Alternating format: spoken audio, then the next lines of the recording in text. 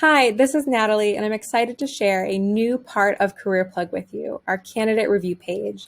On this page, you'll review new applicants that you have not taken any action on and have all the information you need to make a decision and then carry out that decision. So moving them forward in your hiring process or removing them from your hiring process.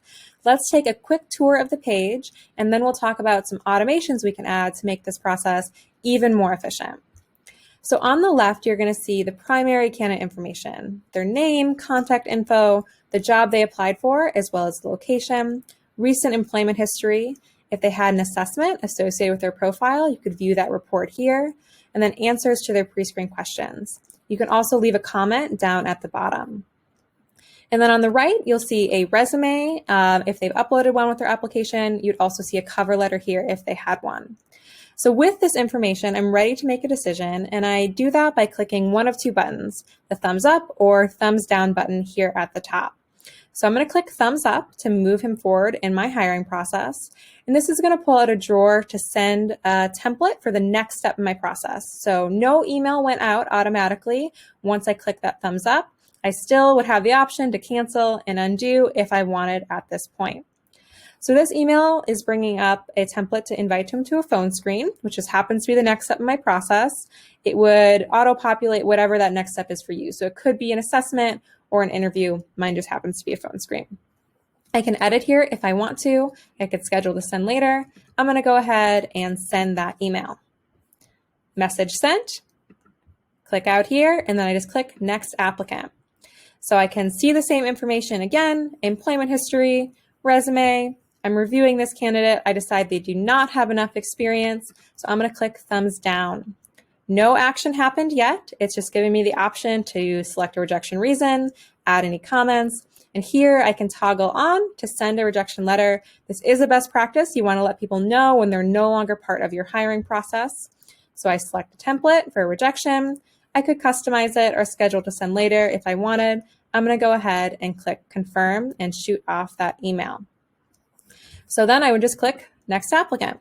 So you get a feel for the flow here. You're quickly reviewing the main information and making decisions. This is a great process when you have a lot of applicants to review and maybe not a lot of time. So let's talk about some automations to make this process even more efficient.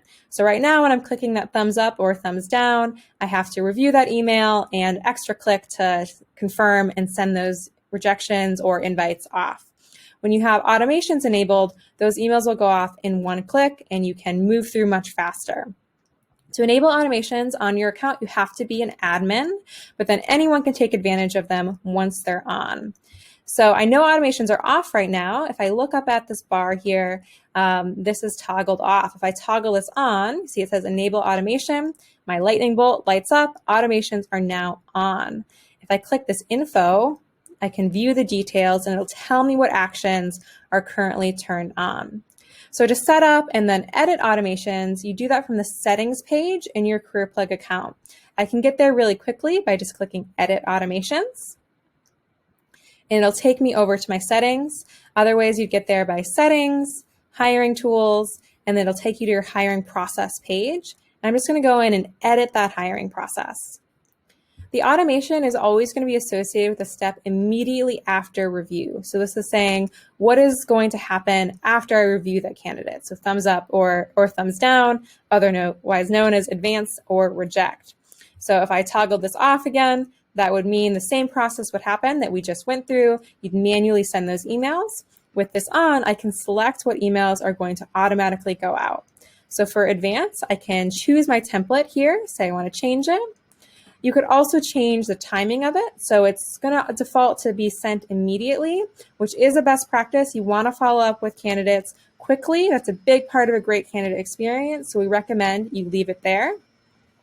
And then reject. So I can choose the template I want to use for my rejection letter and send after. So right now it's send immediately. Say I want to send it 2 days later instead. I could make that decision.